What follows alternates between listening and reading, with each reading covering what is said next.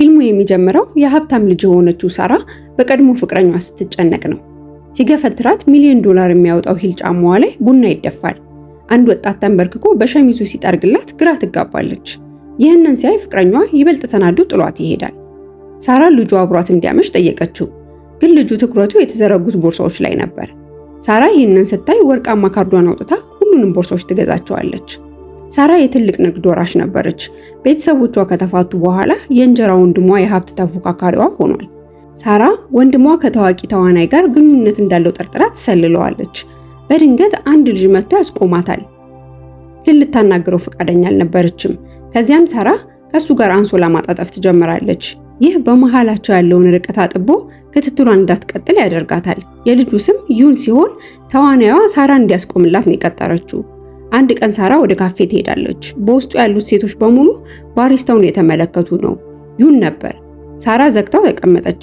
ሳራ በቡናዋ ላይ ልብ ቅርጽ ስሎ ሲሰጣት ፈገግ ትላለች። ከዚያ ቀን በኋላ ሳራ በየሄደችበት ሁሉ ዩን በዚያ አለ። በሙሉ ውስጥ አግኝቷት ቀይ አበባ ይሰጣታል። ሳራ ግን ግራ ተጋብታ አዲስ ማማለያ ዘዴ እንደሆነ አስባ ዝም ትላለች። ከቀናት በኋላ ሳራ ቢሮዋ ውስጥ እየሰራች ዲሊቨሪ የሚያደርግ ሰው ጸሐፊዋን አልፎ ይገባል። ሳራ ተናዳለች፣ ግን ልጁ ደብዳቤውን ለባለቤቱ መስጠት እንዳለበት ተናግሮ መታወቂያ ይጠይቃታል። ሳራ ጠረጴዛው ላይ ታስቀምጥለታለች።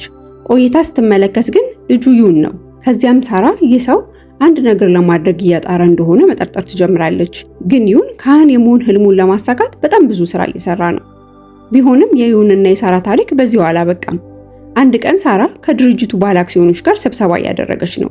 በመጨረሻም ሳራ ተቀባይነት እንዳላገኘች ተሰምቷታል። ግን ሰዎቹ የድሮ ነጋዴዎች ስለነበሩ በቀልድ እያዋዙ ይሰድቧታል። ይህንን ስትሰማ ሳራ መጥፎ ስሜት ተሰምቷታል። ቢሆንም ባለ አክሲዮቹን መጋፈጥ አልቻለችም። በንዴት መኪና ማጠቢያ ውስጥ ገብታ ታለቅሳለች። ቀና ስትል ግን ዩን በዚያ አለ። ዩን ለመኪናው እሱ እንደሚከፍል ነግሯት ቡና እንድትጋብዞ ይጠይቃታል። ሬስቶራንት ውስጥ ሳራ ስቴክ እየበላች ዩን ቁጭ ብሎ ይመለከታታል። ሳራ ለምን በየቦታው እንደምታገኘው ትጠይቀዋለች። ይህ አጋጣሚ የፍቅር ቢመስላትም የዩን ትክክለኛ ህልም ካህን መሆን ነው። በዚህ ግን እናቱ አልተስማማችም። ስለዚህ ዩን ብዙ ስራ ሰርቶ የቤተሰቡን ወጪ መሸፈን አለበት ካህን የመሆን ፍቃድ እንዲያገኝ። ሳራ ቢሊዮነር ብትሆንም ለግል ህይወቷ ግድ የለሽ ነች። ቅንጡ መኖሪያ ቤቷ ብርቅስቅስ ብሏል። አንድ ቀን ሳራ ቤቷ ምን ያህል እንደቆሸሸ ስትመለከት ወዲያው ወደ ጽዳት አገልግሎት ትደውላለች። ሳራ 10 ሰራተኞች እንዲልኩላት ብትጠይቅም ጠንካራው ዩን ለብቻው ይመጣል። ነገር ግን ዩን የሳራ ቤት እንደሆነ አላወቀም። ስራውን ይጀምራል። ሁሉንም ወደ ቦታ ይመልሳቸዋል። ስራው እንከን የለሽ ነበር። ዩን ከመውጣቱ በፊት አምፖሉ እንደተጣመመ ያስተውላል። ሊያስተካክለው ሲሞክር ከእጁ አምልጦት ይከሰከሳል። ሳራ ወደ ቤት ስትመለስ ዩን መሆኑን ትገነዘባለች። ከዚያም የሰበረው አምፖል 6.8 ሚሊዮን ብር እንደሆነ ትነግረዋለች። ዩን በስራዋ ሆኖ እየሰራ ብሩን ለመክፈል ሐሳብ ያቀርብላታል። ግን በእንቢተኝነት ብሩን አምጥቶ እንዲሰጣት ትጠይቀዋለች። ዩን እዳው ተጠናቆ እስኪያልቅ ድረስ ቤት ውስጥ እንዲያገለግላት ይጠይቃታል። ሳራ ቤት ውስጥ ወንድ መቅጠር አደጋ ያለው ቢመስላትም ዩን ቄስ የመሆን ፍላጎት ስላለው ለሴት ምንም ቦታ እንደሌለው ይነግራታል። ሳራ ከአደጋ ነፃ እንደሆነችና ስራው በሙሉ እንደተጠናቀቀ ስትመለከት ትስማማለች። በቀጣዩ ቀን ለቤት የሚያስፈልገውን ነገር ለመግዛት ወደ ሱፐርማርኬት ይሄዳሉ። ያያቸው በሙሉ ቀጣሪና ተቀጣሪ ሳይሆን እንደ ጥንድ ነበር ያሰባቸው። በዚያ ዩን የቀድሞ ስራ ባልደረቦቹን ያገኛቸዋል። ሳራ ይሄ ልጅ ስንት ስራ እንደሚሰራ ማሰላሰል ትጀምራለች። ምክንያቱም በየሄደበት የሚያውቀው ሰው አይጠፋም። በዚያ ቀን ከባለድርሻ ነጋዴዎቹ ጋር ስብሰባ ነበራት። ነጋዴዎቹ ሴት ለአመራርነት እንደማትመጥን እየተናገሩ ልትቀዳ የነበረውን መጠጥ ሲቀሟት ሳራ ስብሰባውን ጥላላቸው ትሄዳለች። ነገር ግን ባለአክሲዮኖቹ የሳራን ወንድም አላስታወሱትም። ዛዩን ሳራ ላይ ያደረጉትን ነገር ሲሰማ ነጋዴዎቹን ከድርጅቱ ጋር መስራት የሚፈልጉ ከሆነ ሳራን ማክበርና የምትለውን ማድረግ እንዳለባቸው እያስፈራራ ይነግራቸዋል። በዚያ ምሽት ሳራ ወደ ቤት ስትገባ በጣም ደክሟት ስለነበር ሜካፓን እንኳን ለማጽዳት ጥንካሬ አላገኘችም። ነገር ግን ቤት ያለው ጠንካራው ዩን እያጸዳላት ነበር። የበሯ ደውል ሲጠራ ትነቃለች። ወንድሟ ነበር። ሳራ ዩንን ወዲያው እንዲደበቅ ታዘዋለች። ዩን ውሻዋን ይዞ ወደ መኝታ ቤት ይደበቃል። ውሻዋ ግን የጮች ነበር። ዛዩን ለቀልድ ወደ ውስጥ ገብቼ ማየት አለብኝ ይላታል። እህቱ ኮስተር ብላ ትከለክለዋለች። ዛዩን ጥላት በፈገግታ ይወጣል። ከሄደ በኋላ ዩን በጸጥታ ወጥቶ የቸኮሌት ሳጥን ይሰጣታል። የሳራ ቤት ሰው ያለበት አይመስልም ነበር። ዩን ከመጣ በኋላ ግን ህይወት ሰጥቶታል። ቤቱን ማጽዳት ብቻ ሳይሆን እሷን መንከባከብም ስራው ሆኗል። ሳራ ያለባትን ጭንቀት በሙሉ ለሱ ታካፍላለች። ግን አንድ ቀን ሳራ ሌላ አጀንዳ ካለው መጠርጠር ትጀምራለች። በቀጥታ ስትጠይቀው ብሯን እንደሚፈልግ ይነግራታል። ዩን የቤተክርስቲያን በጎ ፈቃደኛ ነው። ሳራን ስለ ድሆቹ ይነግራታል። ፈገግ እንዲልላት ትጠይቀዋለች። ዩን ቆንጆ ፈገግታ ሲያሳያት የሳራ ልብ ቀልጦ በቀጣዩ ቀን ለቤተክርስቲያኑ ቁጥር የሌለው እርዳታ ታደርጋለች። መምህሩም ፈገግታ ልዩ ስጦታ እንደሆነ ነግሮት በጥበብ እንዲጠቀምበት ያዘዋል። ዩን ቆንጆ ፈገግታውን ለሳራ ያሳያታል። እሷም በእያንዳንዱ ጊዜ ብዙ እርዳታዎችን ትልካለች። በሂደቱ ሳራ ላይ ትልቅ ለውጥ ይፈጠራል። ኮስታራ ነጋዴ የነበረችው ልጅ ቀስ በቀስ ቆንጆ ወጣት እንደሆነች ይሰማታል። አንድ ቀን የዩን ውሻ ከቤት አምልጣ ትወጣለች። ሳራና ዩን ሲከተሏት ወንድሟ የሚወዳት አክተር በር ላይ ይዛት ቆማለች።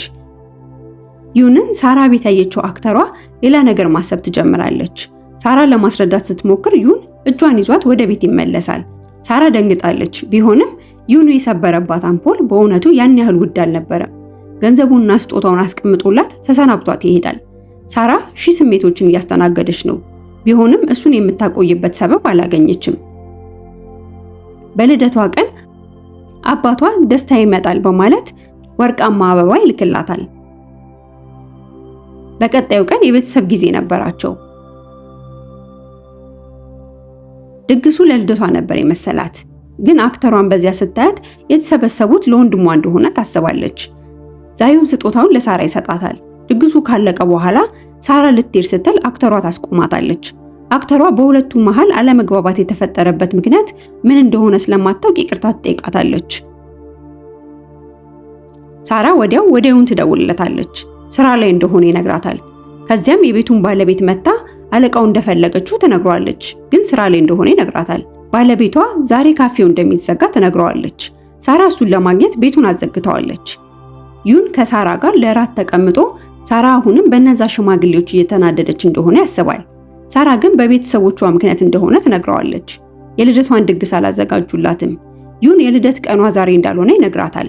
ምክንያቱም መታወቂያዋን አይተውታል። ሳራ ትክክለኛ የልደት ቀኗ ከመታወቂያዋ እንደሚለያይ ትነግረዋለች። በዚያው ምሽት ዩን ሳራ ከቢሮዋ ስትወጣ ይጠብቃታል። ዩን የልደት ኬክ አንስቶ ይሰጣታል። ሳራ ዩን ኬክና ሻማ ይዞ ስታዩ የሙቀት ስሜት ይሰማታል። ሳራ በልደቴ ቀን አበባ ተቀብያለሁ፣ ያውም ደስታን የማያመጣ ትለዋለች። ዩን ይደነግጣል። ሳራ ትንፋሿን ሰብስባ ሻማውን አጥፍታው ትሄዳለች። የዩንን ስሜት ተመልክታ ፊቷን አዙራ ጥላው ትሄዳለች። ወደ ቢሮ ስንመለስ ሳራ እንደ ቀድሞ መስራት አልቻለችም። ተጨንቃለች፣ ፈርታለች። እጇን አጣምራ ዩን እንዲመለስ ትጸልያለች። ዩን የሳራን ሁኔታ መረዳት አልቻለም።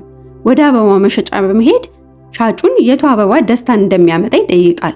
ሻጯም ወርቃማውን አበባ ታሳየዋለች። እንዲሁም አበባው በተጨማሪ ፍቅርና የመለያየት ሐዘንን የሚገልጽ እንደሆነ ትነግረዋለች። በዚያው ጊዜ ሳራ ተመሳሳይ የአበባውን ትርጉም ትመለከታለች። አንድ ቀን ሳራ ዩን ሊያገኛት እንደመጣ ትመለከታለች። በእጁ ወርቃማውን አበባ ይዟል። የሳራ ተስፋ ወደ ብስጭት ይቀየራል። እያደረገላት ያለው ነገር ለሷ ያለው ክብር ይበልጥ እየጎዳት ስለሆነ ጥላው ትሄዳለች። አስቁሟት ለሷ ያለው ስሜት እንደተለወጠና ያ ስሜት ደግሞ ለሷ አስቸጋሪ እንደሆነ ይነግራታል። ያልተጠበቀ እንግዳ ወደ ቢሮዋ ይመጣል። ለሳራ አስፈላጊ መልእክት ይዞ ከደቡብ ኮሪያ ነው የመጣው። ሳራ ይህንን ስትሰማ ትደነግጣለች። ሳራ ለውርሱ ከእንጀራ ወንድሟ ጋር መፎካከር አለባት።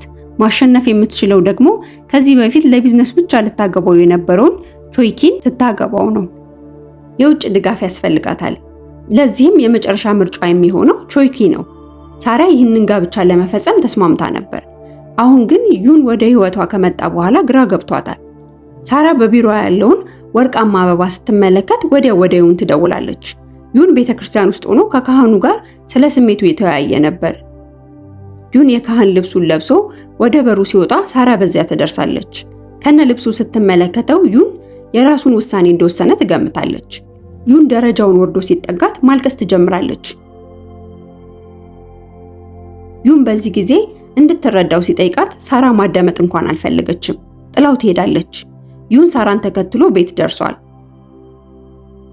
ሳራ ድርጊቱን ሊያስተባብል የመጣ ቢመስላትም እጮኛ እንዳለሽ አውቃለሁ፣ ቾይኪን ልታገቢው እንደሆነ አውቃለሁ ይላታል።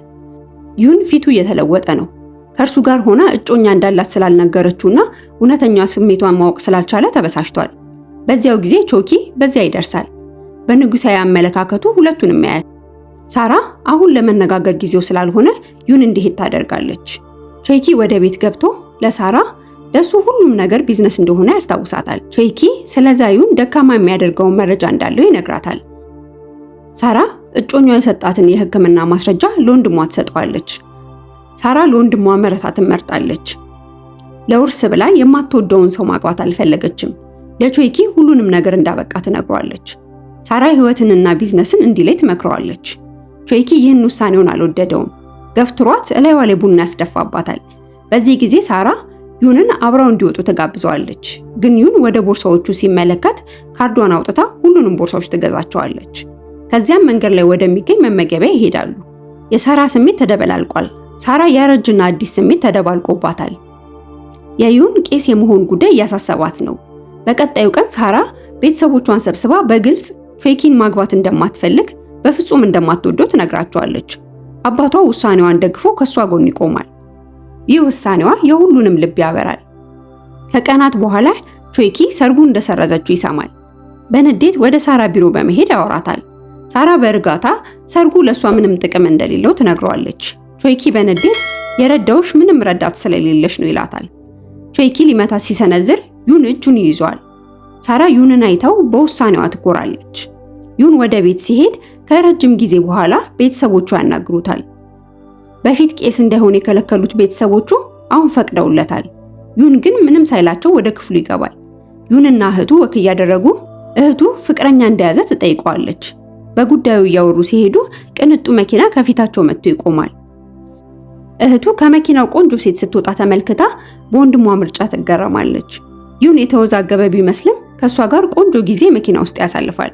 ግንኙነታቸውን ግልጽ አድርገው ለራት ይወጣሉ።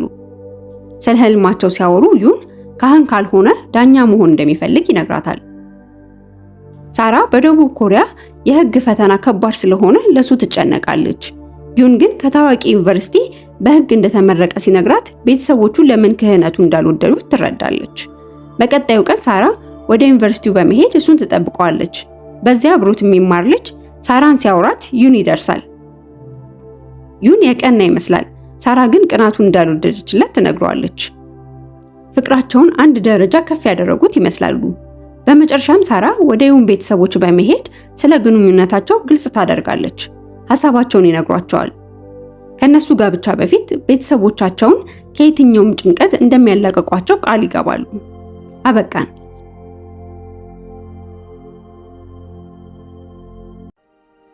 ከሁሉ የፊልም ቻናልን ሰብስክራይብ በማድረግ በዓለም ዙሪያ የሚሰሩ ፊልሞችን ታሪክ በአጭሩ ይመልከቱ።